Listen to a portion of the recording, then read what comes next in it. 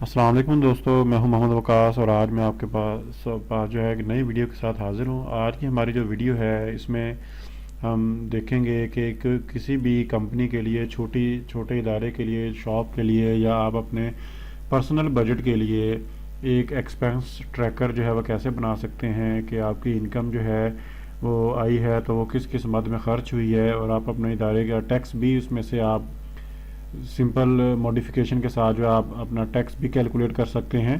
ठीक है, तो आइए चलते हैं वीडियो की तरफ। हमारी वीडियो में देखें, सबसे पहले जो है मैंने इस एक्सपेंस ट्रैकर का मैंने एक जो है फॉर्मेट बनाया हुआ है।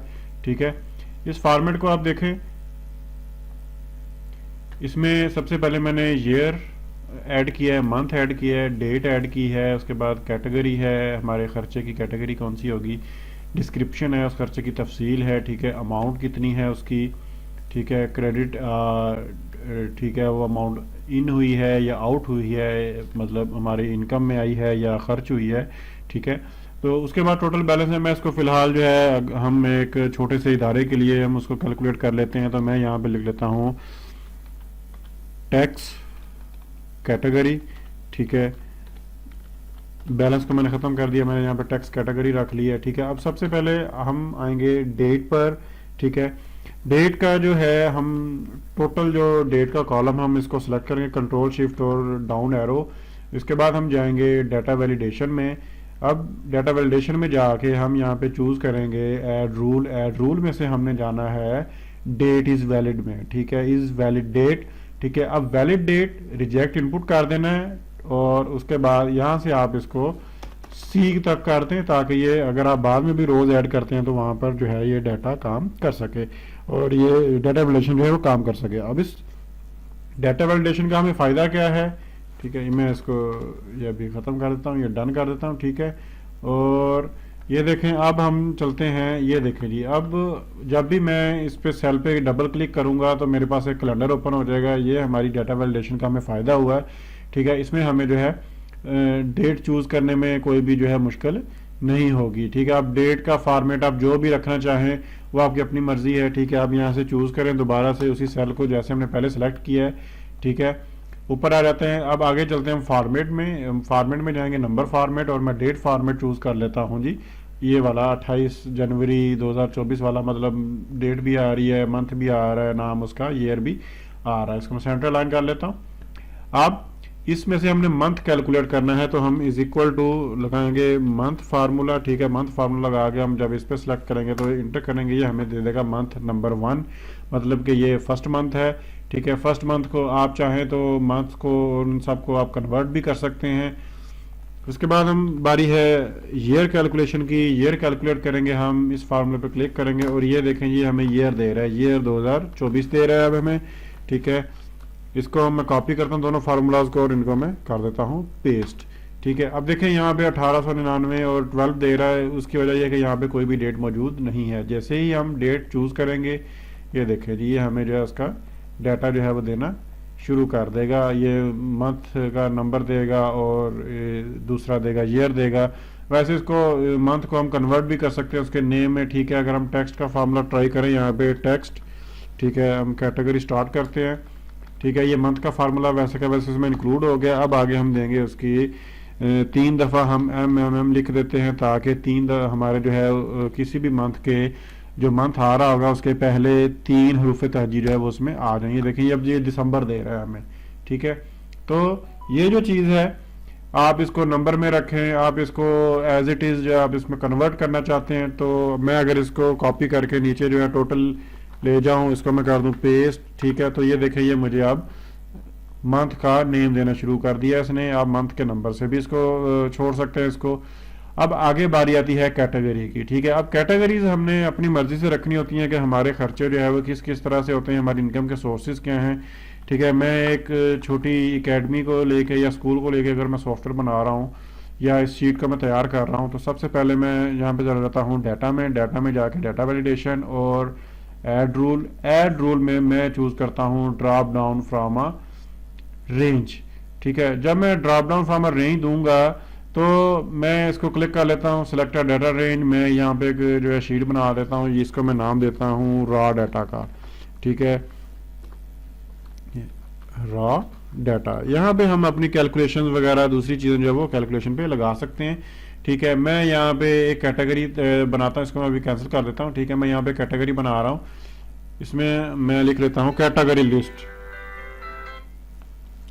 इसको मैं चूज कर लेता हूँ और लिख लेता हूँ कैटेगरी लिस्ट। इसमें हम कैटेगरी बनाएंगे। सबसे पहले तो हम अपनी जारी बात है इनकम की बात करेंगे कि हमारी इनकम कहाँ से हो रही है। ठीक है, इसमें इसको यहाँ से कट करते हैं। ठीक है, और इधर हम कर लेते हैं जी पेस्ट। ठीक है, इसको पेस्ट करने के बाद अब आप अपनी कैटेगरीज को आइडेंटिफाई कर लें कि आप कौन कौन सी कैटेगरीज जो है यहाँ पे रखना चाह रहे हैं। ठीक है, और इनकम इनकम के बाद जो हमारे एक्सपेंसेस में देखें, सबसे पहले होता है हमारा मोस्टली इलेक्ट्रिसिटी बिल होता है। ठीक है, इलेक्ट्रिसिटी बिल।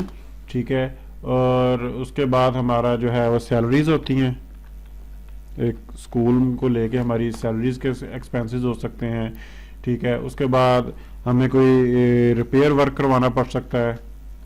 ठीक है, रिपेयर वर्क या आप इसको कंस्ट्रक्शन वर्क कर लें। ठीक है, मैं फ़िलहाल सिर्फ 3 कैटेगरीज ऐड कर रहा हूँ, मज़ीद भी अखराजात हैं। ठीक है, इसके अलावा आप इसमें स्टेशनरी ऐड करें। स्टेशनरी तो मोस्ट वो ज़रूरी होता है स्कूल के लिए।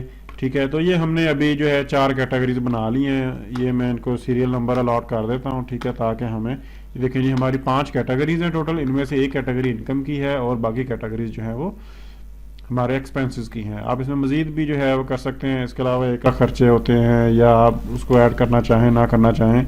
ठीक है, अब data validation drop down from a range. अब मैं रेंज में जाऊंगा और मैं यहाँ से रेंज सेलेक्ट करके मैं रेंज के कुछ कॉलम कुछ रोज जो है वो ज़्यादा ऐड कर लेता हूँ, ताकि अगर हम बाद में भी कोई कैटेगरी ऐड करें तो वो कैटेगरी उधर शो होना शुरू हो जाएगी। एडवांस ऑप्शन में जाएंगे और यहाँ से हम चूज़ करेंगे एरो। एरो पे हम करेंगे क्लिक और ये डन करेंगे। ठीक है, अब ये देखें हमारे पास कैटेगरी आ गई। ठीक है, अब आप इसमें जाएं डी से, ये हमें D3 रेशो हम डी कर दें तो हमारी जो ये अप्लाई है, ये देखें सब पे ये अप्लाई हो गया। ठीक है, इसके अलावा दूसरा तरीका ये भी है कि आप इसी डाटा वैलिडेशन वाले सेल को कॉपी करें और आगे की तरफ ले जाएं। ठीक है, तो ये आपका एक कैटेगरी वाइज जो है आपका, मैं इनकम चूज कर लेता हूँ। मैं डिस्क्रिप्शन जो है मैं लिख लेता हूँ जी फीस कलेक्शन हुई है जी हमारी 15,000 रुपये। ठीक है, 15,000 रुपये हमारी वो हो गई है। ठीक है, अब यहाँ पे भी आप कैटेगरी सिलेक्ट कर लें। ठीक है, कैटेगरी में आप चले जाएं। हमें 2 कैटेगरीज हमने बनाई हैं, डेबिट और क्रेडिट, मतलब इन पैसे इन हुए हैं या आउट हुए हैं। तो मैं यहाँ से डाटा वैलिडेशन में जाऊँगा, डाटा वैलिडेशन और ऐड रूल। ठीक है, drop down from a range. Drop down from a range हमारे लिए इजी होता है क्योंकि हम उसमें मज़ीद चीज़ें भी ऐड करने के लिए उसमें ऑप्शंस रख सकते हैं। मैं 12 तक चला जाता हूँ, या आप कह लें मैं 16 तक ले जाता हूँ। मज़ीद जितनी कैटेगरीज आ सकती हैं। यहाँ पे हमारी 2 ही कैटेगरीज होंगी तो हम 2 को ही रखेंगे, ओके करेंगे और आगे एडवांस में हम एरो चूज़ करेंगे और ये हम इसको कर देंगे डन। ठीक है, ये देखें अब G3 हम इसको रेशो कर देते हैं रेशो जी मतलब वो टोटल कॉलम। अब देखें जी, अब हम यहाँ पे आते हैं, ये देखें जी अब हमारी जो है क्रेडिट अमाउंट जो है वो हम यहाँ पे लिखेंगे कि ये पैसे क्रेडिट हुए हैं। ठीक है, अब आगे हमने एक कैटेगरी बनानी है कि ये टैक्स कैटेगरी में आ रही है ये चीज़ या नहीं आ रही। ठीक है, टैक्स कैटेगरी कौन सी होगी, इनकम होगा, GST होगा, PST होगा, जो भी टैक्स आप पे लागू हो रहे होंगे टैक्सेस, आप उस हिसाब से अपनी कैटेगरी तैयार कर सकते हैं। मैं यहाँ पे जाता हूँ, मैं यहाँ पे टैक्स कैटेगरी बनाता हूँ। ठीक है, मैं लिख लेता हूँ जी सर्विसेज टैक्स। उसके बाद में आ जाता हूँ इनकम टैक्स। उसके बाद आता है GST। ठीक है, एक होता है PST। तो आप मज़ीद जितनी चाहे कैटेगरीज ऐड कर सकते हैं। मैं डाटा वैलिडेशन में जाऊँगा, data validation add rule from a range, मैं इसको सेलेक्ट करूँगा। ठीक है, रेंज, और उसके बाद मैं ये टैक्स कैटेगरी वाले कॉलम को सिलेक्ट कर लूँगा। एडवांस ऑप्शन में इसको एरो पे क्लिक करूँगा और इसको मैं कर दूँगा ओके। ठीक है, तो अब देखें हमारे पास ये देखिए कैटेगरी ऐड हो गई है H3 वाले कॉलम में। अब देखें H3 मैं इसको रेशो H करता हूँ और ये हमारे पास हो जाएगा डन। ठीक है, मैं कहता हूँ जी इस पे लगता है इनकम टैक्स। ठीक है, अब आगे चले जाते हैं। अब ठीक है, ये हमारा एक लॉग शीट आप कह लें या फॉर्मेट, जिसमें आप जितने मर्जी साल तक काम करते रहें, ठीक है। ये शीट अब आपके काम आती रहेगी। मजीद आपके ये सेल जो है आप कॉपी पेस्ट करके नीचे जो है वो इनको चला सकते हैं। मैं इसको सारे को सिलेक्ट करता हूँ, मैं इस पर एक बॉर्डर लगाता हूँ, ठीक है। ये हमने बॉर्डर लगा लिया है। अब हमारा नेक्स्ट काम है, मैं इसमें कुछ एक्सपेंसेस भी ऐड कर लेता हूँ। इलेक्ट्रिसिटी बिल है हमारा, यूँ कह लें कि मैं जनवरी का लिख लेता हूँ, ठीक है। वो हमारा आ गया जी 12,000 इनकम थी, ये हमने इसको कर दिया जी 12,014 रुपये जो है हमारा, वो हमने इलेक्ट्रिसिटी बिल वो हमने पे कर दिया है। अब उसके बाद सैलरीज हैं, सैलरीज में अगर हम ऐड करते हैं, हमने जी 5,000 रुपये एक बंदे को सैलरी दे दी है, ठीक है। वो जिस पर्सन को भी मैं लिख लेता हूँ जी, पर्सन 1 को हमने जो है वो सैलरी दी है 5,000 रुपये। अब हमारे पैसे जो है, अब उसके बाद जो है हमारी जो, अब यूँ कह लें कि मैं इधर से डेट चूज़ करता हूँ, मेरे पास जी अब जनवरी 24 को जी मेरे पास इनकम आई है 30,000 रुपये। मेरे पास मज़ीद जो है वो मज़ीद मेरे पास फीस कलेक्शन हो गई है, ठीक है। ये अमाउंट मेरी क्रेडिट में है, ठीक है। मैं इधर जाता हूँ, मैं इसको क्रेडिट चूज़ करूँगा। ये दोनों मेरे एक्सपेंसेस में थे, मैं डेबिट चूज़ करूँगा, ठीक है। अब सैलरी पे कोई इनकम टैक्स लगता है, जीएसटी लगता है। आप जब सैलरी दे रहे हैं तो वो आप वो टैक्स कैटेगरी चूज़ कर लें, अदरवाइज़ आप कोई टैक्स कैटेगरी ना रखें। आप यहाँ पे एक टैक्स कैटेगरी एक्स्ट्रा भी रख सकते हैं कि नॉन टैक्सेबल, मतलब कुछ चीज़ें होती हैं जिन पे गवर्नमेंट की तरफ से कोई टैक्स नहीं होता, तो ये नॉन टैक्सेबल, मैं फ़र्ज़ करें नॉन टैक्सेबल चूज़ कर लेता हूँ, ठीक है। अब ये इनकम है तो इस पर हमारी इनकम टैक्स जो है वो लगेगा, ठीक है। अब इसको मैं थोड़ा सा यूँ कह लें कि कलरिंग दे लेते हैं। हम यहाँ पे जाते हैं, ठीक है, थ्रू आउट मैं इसको चूज़ करता हूँ, फॉर्मेट में जाता हूँ, ठीक है, अल्टरनेट कलरिंग में जाएंगे और ये हमारे पास मुख्तलिफ़ किस्म के टेबल्स आ जाते हैं, ठीक है। अब ये हेडर कलर है, उसके बाद ये अगर आप फुटर रखना चाहते हैं तो फुटर कलर भी आप चूज़ कर सकते हैं, ठीक है।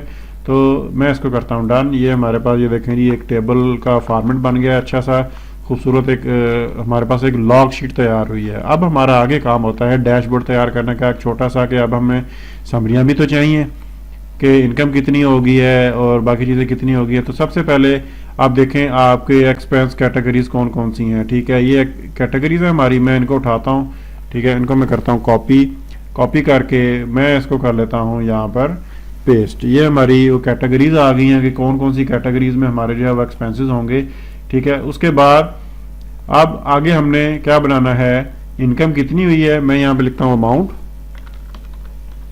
ठीक है। और ये हमारी आ गई कैटेगरी का आ गया, ठीक है। उसके बाद मैं बात करता हूँ, यहाँ पे हम लगा देते हैं जी सीरियल नंबर, ठीक है। अब सीरियल नंबर लगा दिया हमने, सारा कुछ कर लिया। यहाँ पे अब मैं लिख लेता हूँ कि हमने, जारी बात है, किस डेट से किस डेट तक या किस ईयर का हमने करना। मैं कहता हूँ जी मुझे ईयर फलां का डाटा चाहिए, ठीक है, और मंथ फलां का डाटा चाहिए, तो मैं उसकी कैटेगरीज बना लेता हूँ, ठीक है। तो अब यहाँ पे आपने क्या करना है, आपने मंथ नंबर ले लें या उसको आप मंथ का नाम ले लें, जैसे हमने इसको नाम में लिखा हुआ था, ठीक है। तो मैं यहाँ पे मंथ नेम कर देता हूँ, ठीक है। अब यहाँ पे इज इक्वल टू नहीं, हम यहाँ पे लेते हैं, क्या लेते हैं जी, हम डाटा वैलिडेशन में जाते हैं। डाटा वैलिडेशन हमने ली, डाटा वैलिडेशन के बाद ऐड रूल और select drop down from a range, ठीक है। आप यहाँ से जो है रेंज सेलेक्ट करें, ठीक है, रेशो बी। जितने मंथ बनते जाएंगे उतनी वो हमें कैटेगरी देता जाएगा। ये देखिए दिसंबर और जनवरी का डाटा आया तो दिसंबर और जनवरी के उसने कैटेगरी हमें दे दी है यहाँ पे, ठीक है। ये हमारे पास मंथ के नेम आ जाएंगे। इसी तरह से आप जो है ईयर के लिए भी डाटा वैलिडेशन यहीं पे लगाएं, इसी सा काम करें, आपकी ड्रॉप डाउन डायरेक्टली तैयार हो रही है, आपके काम के साथ साथ ही तैयार होती रहेगी, आपको बार बार जो है उसको अपडेट करना नहीं पड़ेगा। रेशो ए कर दें, जो ईयर आ रहा होगा वो उसमें से आता रहेगा। एडवांस में जाएं, एरो और ये, ठीक है। एरो इसलिए करते हैं क्योंकि ये हमारे फॉर्मेट की कलरिंग को फिर डिस्टर्ब नहीं करता। ये देखें 2 साल है तो 2 साल ही हमारे पास आ रहे हैं। मंथ हमारे पास जनवरी आ रहा है, ठीक है। तो अब हम आगे बात करते हैं। अब हमने लगाने हैं फार्मूले। फार्मूले कैसे लगाएंगे हम, ठीक है। सबसे पहले हमने क्योंकि इनकम कैलकुलेट करनी है तो सबसे पहले आप लिखेंगे, हम यहाँ पे यूज करेंगे सम IFS का। तो सम IFS का फार्मूला चूज करें। हमने किसको सम करना है, हमने सम करना है जी अमाउंट वाले कॉलम को। आप ये पूरा का पूरा कॉलम चूज करें, इसको करें लॉक कॉमा, ठीक है। इसको कब हमने इनकम कैलकुलेट करनी है, सबसे पहली हमारी कैटेगरी क्या होगी, सबसे पहली कैटेगरी हमारी ईयर की होगी। हम इसको चूज करें F4। ईयर हम कहाँ से कैलकुलेट करवा रहे हैं, ईयर हम कैलकुलेट करवा रहे हैं इस सेल से, तो हम इसको भी कर देंगे लॉक, ठीक है, कॉमा। अब आगे बारी आती है मंथ की, तो ये हम मंथ वाला कॉलम करेंगे, लॉक करेंगे इसको, और ये चीज़ कॉमा पेस्ट करेंगे, ठीक है। उसके बाद हम आ जाएंगे जहाँ पे हम अपने मंथ लिख रहे हैं। अब ये मंथ वाइज आ गया हमारे पास, ये सारा कुछ आ गया। अब आखिरी कैटेगरी है हमारी मेन कैटेगरी इनकम, ठीक है। F4 कॉमा, ठीक है। उसके बाद आप चूज कर लें इनकम। ये एक बात का ध्यान रखना है कि यहाँ पे जो है ना आप रो को लॉग ना करें, ठीक है, क्योंकि हमने इसको मूव करवाना है नीचे की तरफ। इसको हम कर दें सेलेक्ट। जब ये हमें दे रहा है NA, ठीक है। Sum IFS expected all arguments after position 3 to be in pairs. हमारे फार्मूला में थोड़ा इशू है, ठीक है। तो F3 से, ठीक है, फिर A3 से, और फिर आप इसको ले लें B3 से, और फिर आप इसको ले लें D3 से। इसको आप डॉलर का साइन लगाएं, साथ इनको लॉक करते जाएं साथ साथ, ठीक है।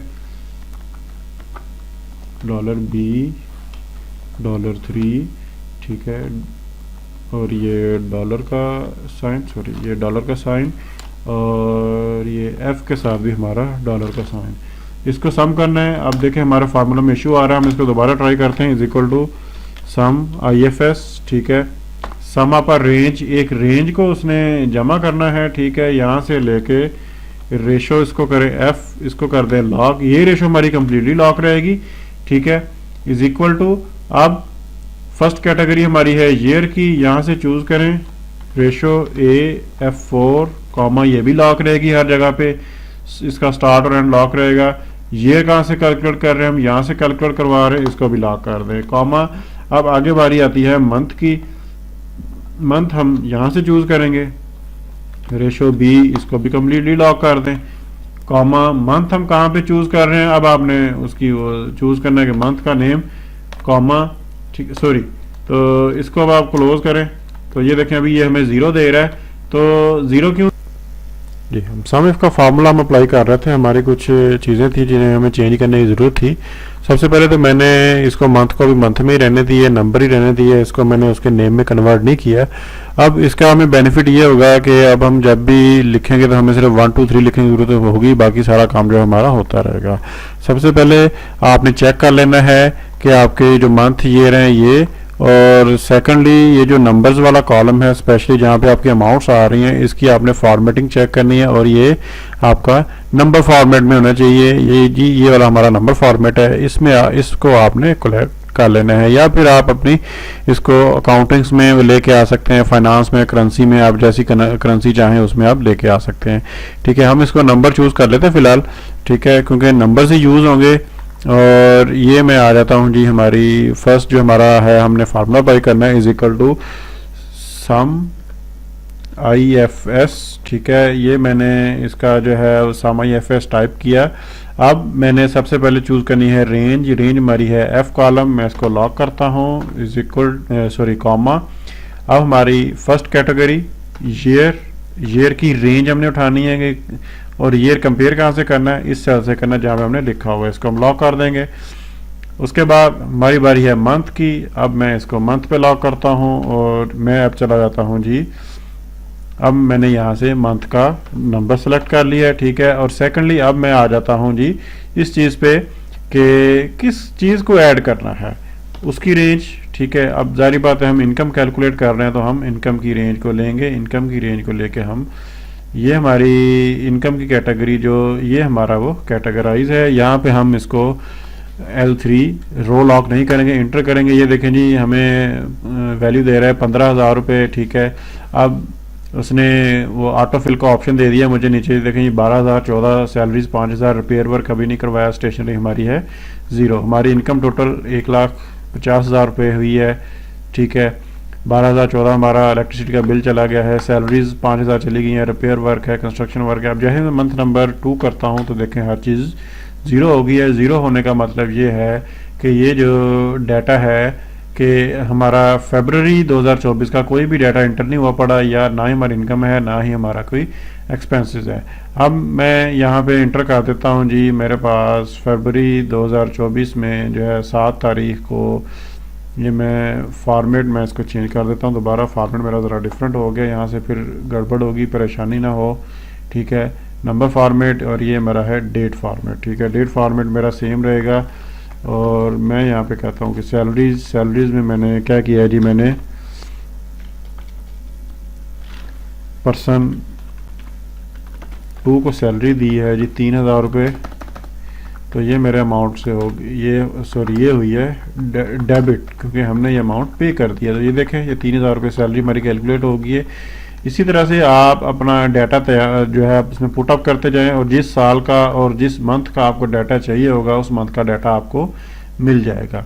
अब इससे आगे जो है हम एक और चीज़ देखेंगे कि डेट टू डेट आप अगर एक डेट से लेकर दूसरी डेट तक का आप खर्चा या इनकम निकालना चाहें तो उसका डैशबोर्ड कैसे तैयार होगा। वो हम देखिए उसी डैशबोर्ड को, जैसे हमने पहले जो है एक डैशबोर्ड हमने तैयार किया था, तो उसी डैशबोर्ड को हम अब अगर इम्प्रूव करना चाहें अपनी मर्ज़ी की डेट से, हम चाहें कि एक डेट से, मैं कहता हूँ जी मुझे 10 जनवरी से जो है मुझे सिर्फ 27 फरवरी तक का डाटा चाहिए। यहाँ पे तो हमारे पास उस साल के पूरे महीने का खर्चा आ रहा है ना, हम तो एक डेट से एक डेट तक, एक हफ्ते का 2 हफ्तों का निकालना चाहें तो वो कैसे निकलेगा, उसके लिए फार्मूला जो है वो कैसे इंप्लीमेंट होगा, तो उसका मैं फार्मूला आपको अभी समझाते हैं, ठीक है। सबसे पहले हम देखें ये डेट्स हमने चूज़ कर ली हैं। अब सबसे पहले आपने जो है यहाँ पे अमाउंट लिखना है, ठीक है। अमाउंट का आप कॉलम बना लें, जहाँ पे आप सम इफ करेंगे इज इक्वल टू आप अप्लाई करें सम IFS, ठीक है, सम IFS। अब सबसे पहले हमने सम करना है, किसको करना है सम,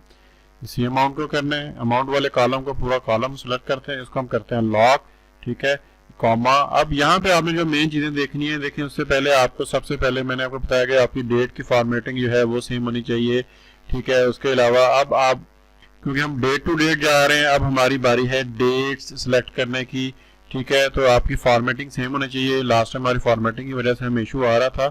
अब हम सिलेक्ट करेंगे डेट वाला कॉलम, ठीक है। जहाँ पे जो है डेट वाला कॉलम आ गया, मैं इसको लॉक करता हूँ, ठीक है, कॉमा आगे आ रहा है। अब हमने आगे देनी है कंडीशन। कंडीशन क्या होगी, हम देंगे ग्रेटर देन और इक्वल। अब इससे पहले भी हम कॉमा लगाएंगे, डबल कॉमा, इसके बाद भी कॉमा लगाएंगे। अब आगे लगाएंगे एंड का साइन, और उसके साथ हम ये डेट जो है सिलेक्ट करके इसको हम कर देते हैं लॉक। ये हमारा आधा फार्मूला अभी तैयार हुआ है।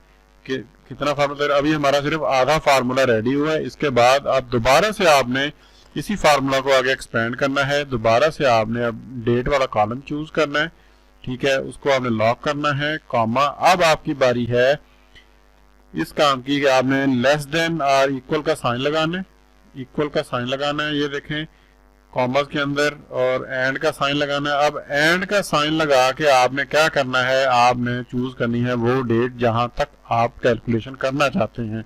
ये 13 में एंटर करता हूं, ठीक है। ये देखें 1,97,014 वो दे रहा है। क्यों दे रहा है, अभी हमने अपनी कैटेगरी जो है वो चूज नहीं की। ये तो थी हमारी डेट कैटेगरी, ठीक है। अब हमने इसको कब चूज करना है, जब हमारे इस जगह पे ये जो डी वाला कॉलम है सिलेक्ट हो गया, इसको लॉक करें। यहाँ पे हमारे पास कौन सी वैल्यू आनी चाहिए, ये हमारे पास इनकम वाली वैल्यू आनी चाहिए। इसको मैं लॉक करता हूँ, ये देखें जी अब हमें 1,50,000 दे रहा है।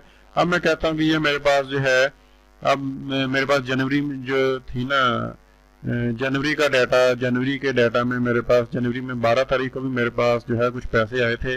मैं इनकम लिखता हूँ, ठीक है, वो मैं फीस की कलेक्शन कर लिख लेता हूँ यहाँ पे, या ट्यूशन आप फीस लिख लें, जैसे जो भी आपके इनकम सोर्सेज हैं, ठीक है। इज इक्वल टू ये मेरे पास है 5,000 रुपये, ठीक है। 5,000 रुपये मेरे पास जो है वो जो क्रेडिट हुए हैं, ठीक है।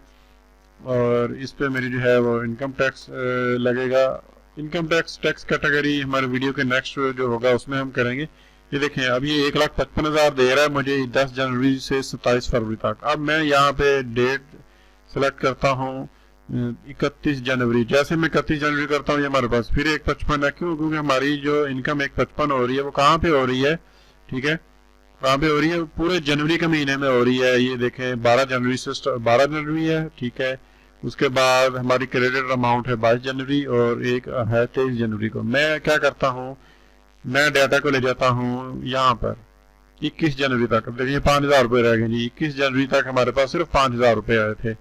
इसी तरह से आप एक्सपेंसेस काउंट कर सकते हैं अपनी कैटेगरी वाइज। मैंने यहाँ पे अब आप क्या करें, सिंपली ये रो जो है इसको आप लॉक ना करें और इसको आप ये देखें जी 5,000 आए थे जी, 5,000 हमने सैलरी में दे दी। अब आप नेक्स्ट डेट सेलेक्ट करें 30 फरवरी। ये देखें जी एक्सपेंसेस उसी हिसाब से कैलकुलेट हो रहे हैं हमारे। मैं ले आता हूँ उसको फरवरी में 29 फरवरी। ये देखें जी हमारा 35,000 रुपये सैलरीज में भी खर्च हो चुका है।